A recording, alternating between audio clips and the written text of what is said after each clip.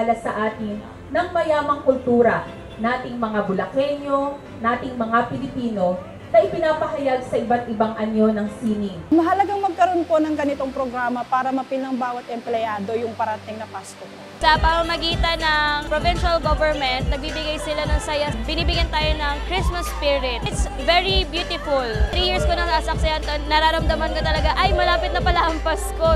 Talagang inaabangan talaga namin lahat ang pagbubukas ng Christmas tree dito sa Bulacan. Ang Pasko ay panahon ng pagmamahalan, pagbibigayan, at pagbubuklod-buklod.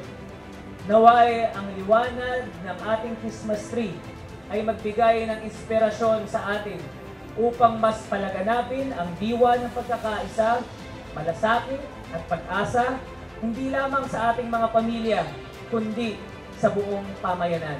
Ang Christmas tree na ito ay hindi lamang isang dekorasyon, kundi ang simbolo ng pag-asa at katatagan at pagkakaisa ng ating mga Bulakenyo. Tayo nawa ang naging pinakamagandang regalo sa ating kapwa. Ibahagi natin ang ating mga biyaya sa iba. Share your blessing, lalo na sa mga higit na nangangailangan. Dalangin ko na mapuno ng kasiyahan, kapayapaan at pag-ibig ang tahanan ng lahat. Sama-sama natin ipagdiwang ang liwanag, ang pag-ibig ng Panginoon Diyos para sa sanlibutan. Muli po, mula po sa inyong likod, maraming salamat po. Makulay at mabiyayang Kapaskuhan sa inyong lahat. Merry Christmas.